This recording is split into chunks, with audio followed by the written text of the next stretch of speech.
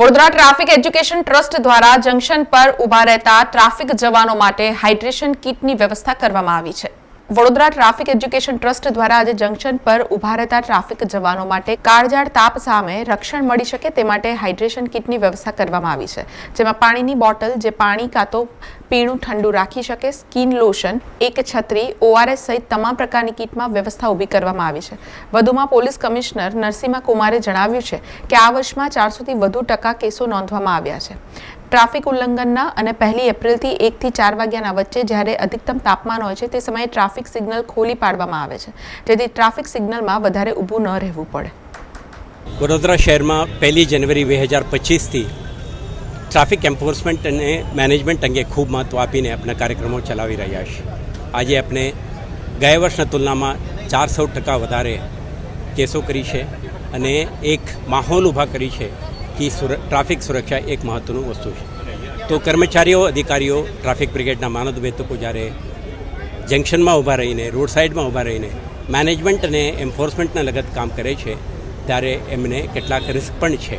આજે એપ્રિલ, મે, જૂન મહિનામાં જે સળગતી ધૂપમાં ઊભા રહીને જ્યારે તેઓ કામ કરે છે તો ડિહાઇડ્રેટ થઈને સનસ્ટ્રોક થવાની અને એમના ઈજા કે મૃત્યુ થવાની રિસ્ક વધારે છે।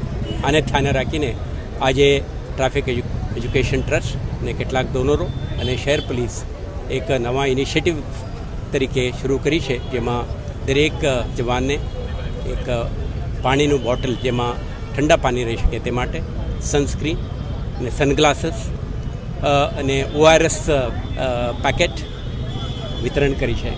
અને જંકશનમાં જ્યારે ટ્રાફિક મેનેજમેન્ટ કરે દર કલાકે 5 મિનિટનું એક નાનકડો બ્રેક લઈને હાઇડ્રેટ થઈને ફરીથી ડિપ્લોય થઈ શકે તે માટે એક અમ્બ્રેલાનું વિતરણ પણ કરી છે, ફોલ્ડેબલ ચેર આપી છે।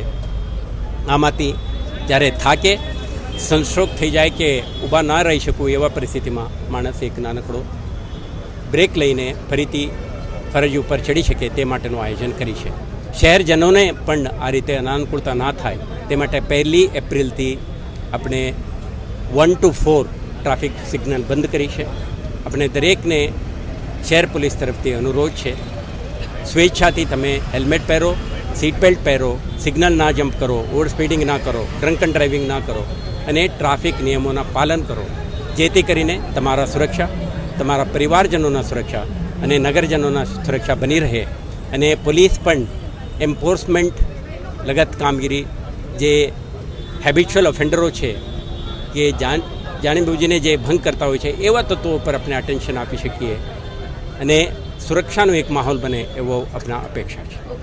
સમાચારોના સતત અપડેટ માટે TNN ન્યૂઝને YouTube પર સબસ્ક્રાઇબ કરી બેલ આઇકોન પ્રેસ કરો અને અમારી સાથે જોડાયેલા રહો Facebook, Instagram અને Twitter ઉપર।